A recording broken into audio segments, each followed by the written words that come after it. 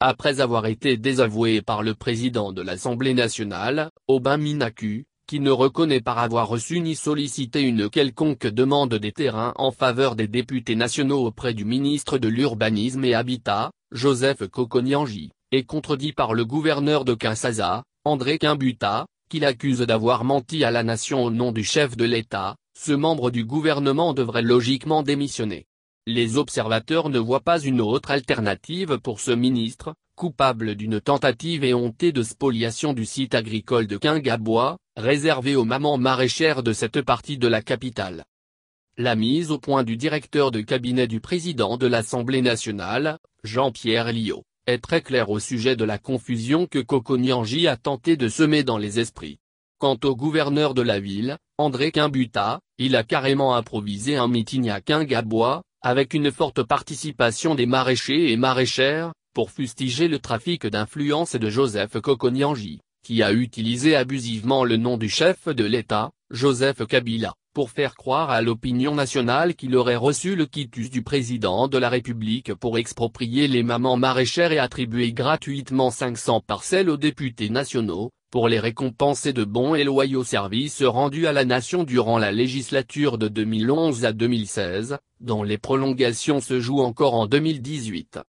Le gouverneur de la ville de Kinshasa a crié haut et fort que le ministre Kokonyanji était un fief et menteur, décidé à terroriser tout le monde en se faisant passer abusivement pour une des personnes les mieux écoutées de la cour présidentielle. André Kimbuta l'a mis au défi d'indiquer où et quand il a reçu, du chef de l'État, l'instruction de désaffecter le site agricole de Kingabois et de le donner gratuitement aux députés nationaux.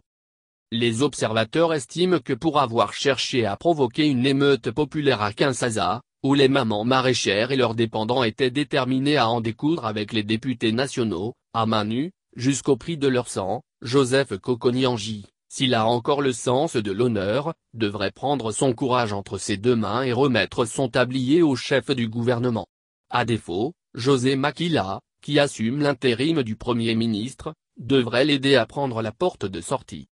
En cette année électorale, tout le monde conviendra que l'intéressé a terriblement terni l'image de la majorité présidentielle. Le sentiment général qui habite les résidents de la capitale est que les hommes au pouvoir sont venus se servir au lieu de servir la mère patrie et de rechercher le bonheur des catégories modestes.